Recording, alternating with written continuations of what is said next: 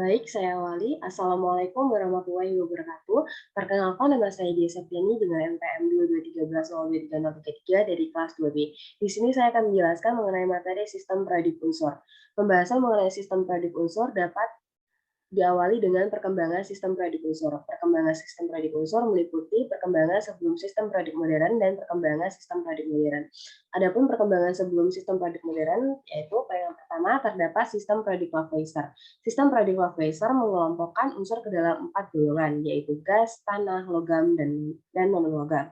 Yang kedua ada hukum Trade de Bruyne. Berdasarkan penelitiannya, ia menyimpulkan bahwa unsur-unsur dapat dikelompokkan ke dalam 5 kelompok yang terdiri atas 3 unsur. Nah, yang ketiga ada hukum Octave-Newlands yang menyatakan bahwa jika unsur-unsur disusun berdasarkan kenaikan nomor massa atom, sifat unsur tersebut akan berulang pada unsur ke-8. Yang keempat ada sistem Pradik Mayer. Mayer menyusun unsur-unsur dalam tabel berdasarkan kenaikan massa atom secara vertikal. Yang kelima ada sistem Pradik Mendeleev. Mendeleev menempatkan unsur-unsur yang mempunyai kemiripan sifat dalam lajur vertikal yang disebut golongan. Lalu, lajur-lajur horizontal yang disebut periode ditempati oleh unsur-unsur berdasarkan kenaikan massa atom relatifnya. Lalu ada perkembangan sistem pradik modern yang disusun oleh Henry J. Moseley yang terdiri atas periode yang didasarkan oleh jumlah kulit atom dan golongan yang didasarkan oleh elektron valensi dan kemiripan sifatnya. Pembahasan yang kedua ada sifat unsur dan sifat keperiodikan unsur yang mempelajari tentang yang pertama, sistem unsur dalam sistem periodik unsur yang meliputi logam dan non-logam. Dalam satu golongan, sifat logam akan semakin bertambah, tapi dalam satu periode, sifat logamnya akan semakin berkurang. Sedang yang selanjutnya ada wujud. Wujud ditentukan oleh titik didih dan titik melelehnya. Pada suhu kamar hanya terdapat 2 unsur cair, 11 unsur gas, dan sisanya bersifat padat.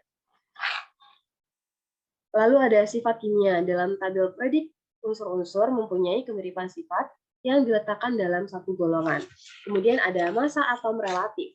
Massa atom relatif merupakan perbandingan massa atom yang dimaksud terhadap massa atom unsur yang telah ditetapkan. Massa suatu atom dituliskan dalam satuan massa atom atau SMA. Yang ketiga ada sistem pradik unsur yang meliputi jari-jari atom. Jari-jari atom yaitu jarak antara titik pusat inti dengan kulit elektron terluar dari suatu atom. Dalam satu golongan, jari-jari atom akan semakin besar, dan dalam satu periode, jari-jari atom cenderung semakin berkurang. Lalu terdapat energi ionisasi.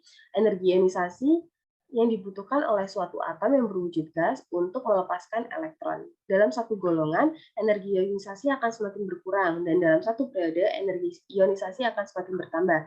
Lalu terdapat afinitas elektron. Afinitas elektron merupakan energi yang dibutuhkan oleh suatu atom yang berwujud gas untuk menangkap elektron. Dalam satu golongan, afinitas elektron akan semakin berkurang, dan dalam satu periode, afinitas elektron akan semakin bertambah.